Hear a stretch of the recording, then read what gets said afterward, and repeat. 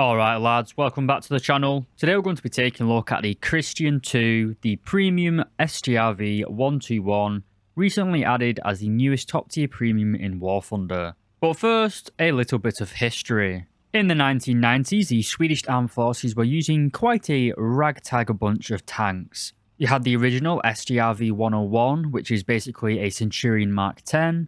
You had the Strv 102, which is a Centurion Mark III upgraded to the 105mm gun found on the 101, and you also had the Strv 104, which is basically the modernized Centurion. You also then had everyone's favourite piece of green coloured cheese, the Strv 103, which isn't really a main battle tank and was more of an ambush vehicle. Main battle tanks, of course, usually are focused on providing armoured fire support for infantry, but the Strv 103, it's fair to say it was made for ambushing the hordes of Soviet tanks, not really infantry support. These tanks were getting quite old by the early 1990s, and the Swedish already had a new tank in development. This was the Strv 2000. Now you might be saying, I've never heard of that tank, and that's good because it was never actually put into production, as it was a bit of a failure. So with the failure of the domestically designed tank, the Swedish government decided to open up the floor, so to speak,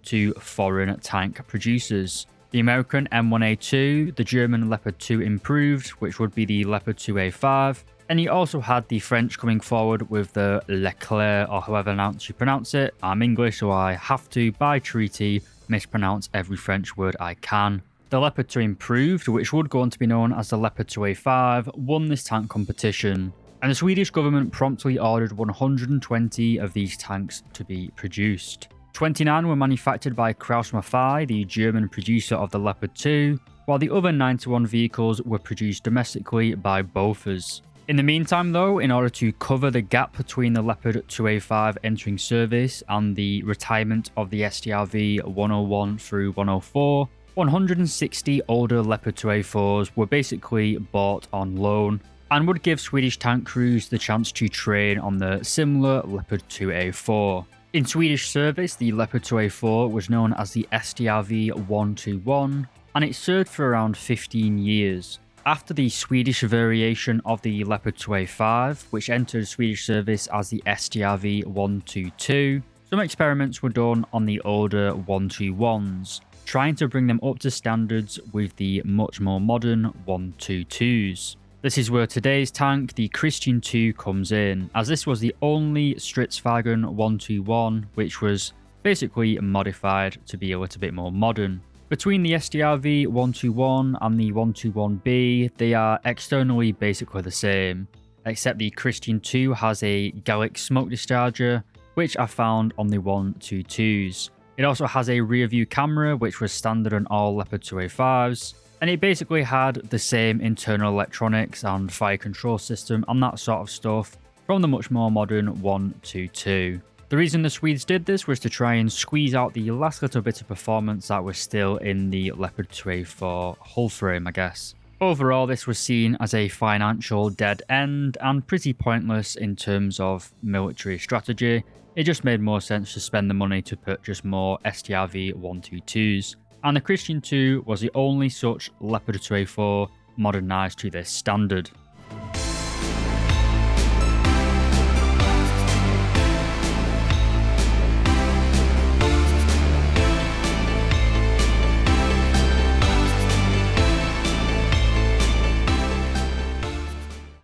Alright lads, welcome back. So the Christian 2 is sold on the Gaijin store for the price of £60 sterling, or around $70 US or EU. In the pack you get the tank, 20 days of premium time, and 2,500 golden eagles. The tank is located in the 7th rank of the Swedish tech tree and sits at battle rating 10.3 in arcade, realistic and simulator. Due to it being in the 7th rank, it is able to unlock every single vehicle currently in the Swedish tech tree. There is one other rank 7 premium, which is the CV90-105, which we will cover later. You put this tank in your lineup for the cost of 10,000 silver lions. You can purchase the expert qualification for 1,350,000 silver lions, and you can purchase the ace quali for 2,100 golden eagles. At the time of recording, the tank currently has 5 camouflages available to it, You have the standard kind of splinter woodland camouflage found on most Swedish vehicles. You have an unlockable desert camouflage, which is basically just a solid tan colour. And you also have 3 Arctic camouflages, which aren't particularly useful in War Thunder. Due to this tank basically being a copy and paste of the German Panzer Battalion 123, we do also get a camouflage net on this premium. This net arguably gives you a little bit better concealment, but at longer ranges it almost certainly will not render in. You can unequip this camouflage net in the modifications if you desire. And finally, for our base statistics, the Christian 2 has an RP modifier of 714% with a premium account, and the reward multiplier for Silver Lions is 600%. This is quite a big increase compared to the CV9105, which is the old rank 7 premium for the Swedish, which only has an RP modifier of 696% and a Silver Lion modifier of 525%. So the newer premium is definitely the higher Silver Lion earner. With that being said though boys, let's go on to the mobility.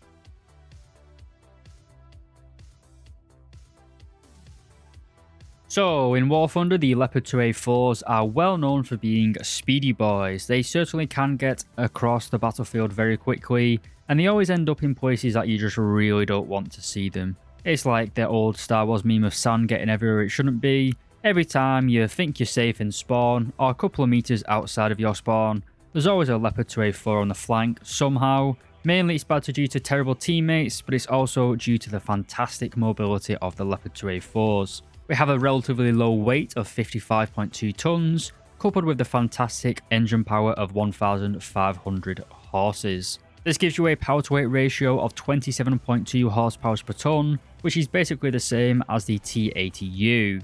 Another tank famed for its high speed.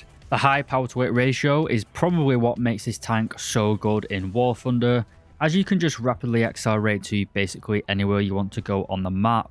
On the newer maps in War Thunder, which tend to be tight city spaces, the Leopard 2A4 can just basically blitz its way around the map and just shoot people in the side like a gangster from, I don't know, San Francisco. Is that a gang? I don't really know American culture. They all kind of look like trashy, feces-riddled cities now. But even on the more rural maps, like the older style maps in War Thunder, you've got nice rolling hills and long open sightlines. As we'll see, the protection is decent enough to just drive into the open and basically use your speed as armor and basically just dodging people's incoming fire. You basically just can use this mobility no matter what map type you have.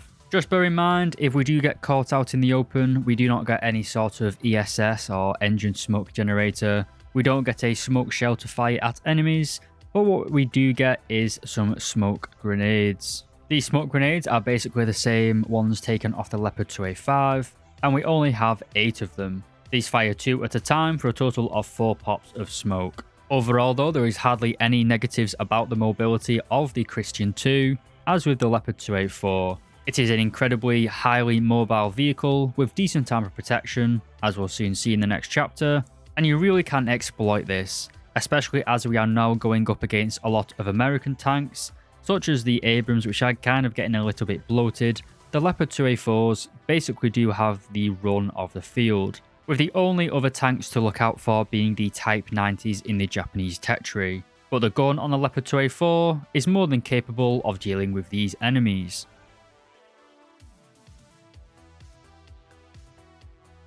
The Christian 2, like the Leopard 2A4s, have a crew of 4 men.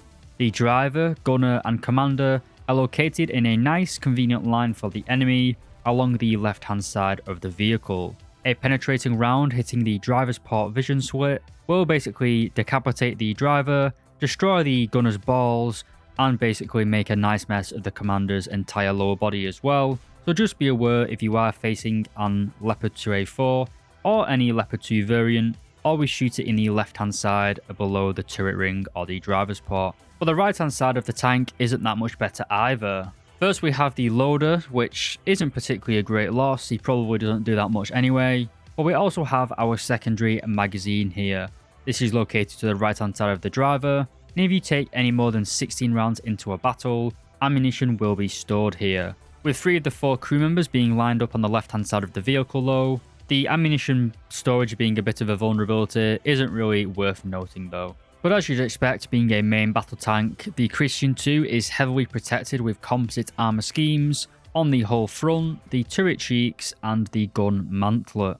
This gives you fantastic protection from chemical warheads such as high explosive anti-tank and ATGMs. However, against SAKO ammunition, especially considering the 11.0 premiums now in game, which you will face being a battle rating 10.3 vehicle, the armor scheme does leave a little bit to be desired against these high power SAKO rounds, specifically the gunner's thermal sight, which is a major weak spot. But to be fair to this tank, against most of the rounds found at its own battle rating, it is more than good enough at medium to long ranges. Against a 30mm SAKO round fired by the BMP-2M, you can see that even at point blank range, the tank is pretty much immune to the 30mm gun. It will still be able to knock out your tracks and your gun barrel and that sort of stuff. Pretty nasty stuff to get into a brawl with, but frontally at medium to long range, he should be pretty much unable to kill you. Against the dreaded 2S38 and his 3U BM22, at point blank range the turret ring and the lower frontal plate is vulnerable, but the turret cheeks and the upper frontal plate is largely immune, giving you decent protection against this absolute menace of battle rating 10.0. It honestly should go to 11.0 that vehicle, but Russia has to be buffed artificially, I guess. And finally, we have the 3BM42 Mango. This is being fired at a range of 500 meters, which is well beyond the standard engagement distance at top tier battles. And you can see that we basically have nowhere safe. The 3BM42 Mango can go straight through pretty much anywhere, even at this medium engagement distance. So not even in talking about the enhanced rounds found on the Type 90 or the Israeli premiums either. So while the Leopard 2A4 or Christian 2's armor, I guess, will keep you safe from many of the early SAKOs, against a lot of the more modern rounds being fired back at you, you are basically mincemeat. But due to the good mobility of the Christian 2, it is quite hard to mark the tank down based on its mediocre survivability, as you can simply use that fantastic speed to reposition and set yourself up for a nice new kill.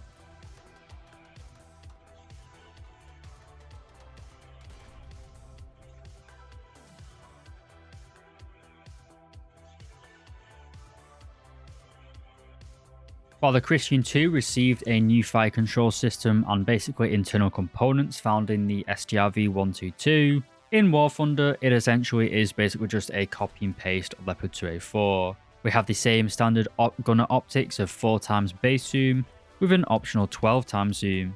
This is quite zoomed in for my liking, as it is hard to fight in the tight, more urban maps found in War Thunder, but I do appreciate the 12x zoom, as it does allow you to use this as a kind of sniper tank. The commander also gets a commander's gunning system. This has a standard 2x zoom with an optional 8x zoom. The Christian 2 also gets a thermal imager for the gunner sight, but the commander's sight only gets an infrared night vision system. Which brings us onto the gun. This is a licensed produced variant of the Rheinmetall 120mm L44 cannon, known domestically as the 120mm can. Weird name, I guess. Anyway, we can take 42 rounds into battle, with 15 of those rounds being classed as your first stage ammunition, but you can take 16 rounds into a fight, as you will have one round loaded at the start of a match. So 16 rounds going into a battle, that will mean that your ammo storage in the turret bustle is full, and you have one in the chamber, and your lower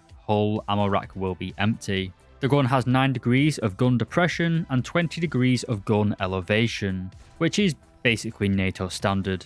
In terms of reload, with a stock crew we can reload every 7.8 seconds, but with an ace crew that drops down to 6 seconds. Even the targeting speeds are incredibly good on the Christian 2. We can rotate the turret at 40 degrees per second, and we can increase and decrease the gun elevation by, again, 40 degrees per second, making the tank very snappy, very good for brawling, very good for rowing around a corner and popping a cap in some loser in a M1 KVT's ass. Which brings us onto the ammunition. We have a stock round which is DM13. This is absolutely whack.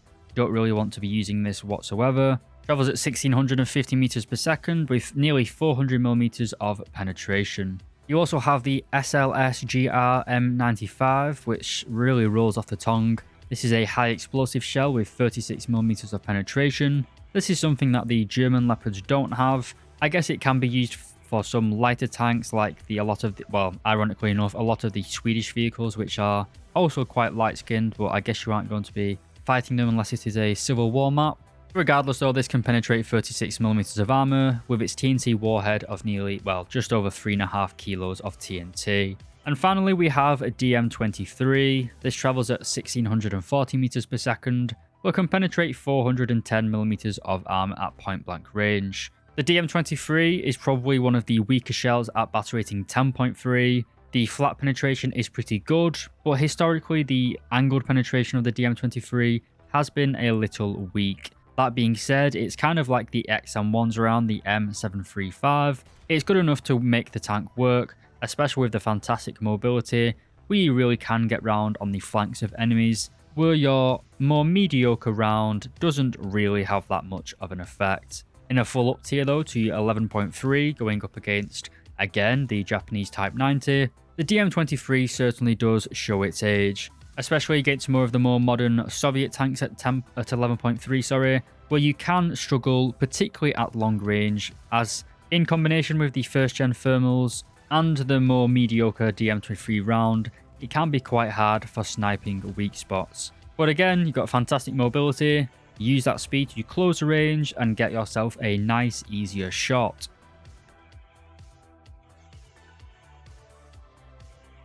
So we've established that the Christian 2 is a tank with a decent gun, rather mediocre survivability, but with fantastic maneuverability. But as good as the Christian 2 is, it's not good enough to take on an entire team by itself. So what about our lineup? Well, just like the British, at 10.3, the Swedish also have an incredibly powerful and well flushed out lineup. As you can see, it consists of main battle tanks, light tanks, and even a self-propelled howitzer type gun. My personal favourite vehicle, apart from the Christian 2, is the Stridsvorden 9040B. This stands for the Bofors Infantry Light and Lethal. It's a top-down attack anti-tank guided missile, basically the predecessor to the combined Anglo-Swedish NLAW of Ukrainian fame. Apart from these vehicles, we also have the LVKV 9040C. This is an anti-aircraft vehicle. It's rather limited by its rather short range 40mm Bofors 4070 gun. You can only really hit targets at around 3 kilometers, which means most incoming enemy planes will be starting their attack runs, which doesn't really give your teammates the best protection, especially on the more open maps. For slightly more long-range protection, we do also have the Azrad though. This is a combined anti-tank, anti-aircraft vehicle. It's fitted with a proximity fuse warhead on its missile, but it can also penetrate 200mm of armor with a direct hit to an enemy tank. Not good enough to destroy a main battle tank, but against a lot of the light tanks it is more than capable. Again, I don't have this tank unlocked, but it is very potent and I think I have had it on a test drive once. With the introduction of the Finnish vehicle several patches ago, you can also take out the Finnish Leopard 2A4 if you please, and I guess if you really want a third Leopard 2A4 in your lineup for some reason. But then move on to one of the weaknesses of the Swedish 10.3 lineup, that is the close air support. I use the SAB 105G as it is one of the few planes that gets a CCIP for its guns and bombs. The 105 comes equipped with 4 1000-pound bombs and 2 500-pounders, giving you 6 incredibly powerful bombs on a rather low battle rating, powerful and nimble airframe. Perfect for getting in and out of a contested airspace. At battle rating 10.3 though, we only have 2 options. We have the J35D. This is only equipped with rockets, and it doesn't have any sort of CCIP for those rockets. You can also only take out 1 rocket pod per wing, giving you a total of like 38 rockets in total, and these rockets are pretty weak to begin with. You then also have the AJ37. This is a much better pick in my opinion. It comes equipped with the Swedish modification of the Maverick, the AGM-65. You also have bullpup missiles. You have the M70, basically Zuni type rockets. These have 500mm of pen if I remember correctly. While the AJ-37 doesn't have the best bombs, it does get CCIP for its guns, rockets and those bombs. It's also a lot faster than the SAB 105G, which I would be using the AJ-37 if I had it unlocked. But sadly, I haven't grinded out the Swedish air tech tree quite enough. In terms of helicopters, you've got the HK P9A. This comes equipped with the TOW 2C, I believe, or the Swedish equivalent. They have a range of 3.75 kilometers, which is rather weak in my opinion and not really worth it. You could also take out the Mi-28A, which is battle rating 10.7. While the Mi-28A is a fantastic helicopter, I wouldn't say that up-tiering the 10.3 Swedish lineup to 10.7 is worth it whatsoever. So I would basically just stick with not really using any CAS unless you can stay below 10.3. Overall though, the lineup for the Swedish at 10.3 is fantastic and is one of my money printers in the game. There's no real weaknesses to this lineup apart from maybe close air support, as I've just covered. But as we all know, close air support is for noobs and real men fighting tanks.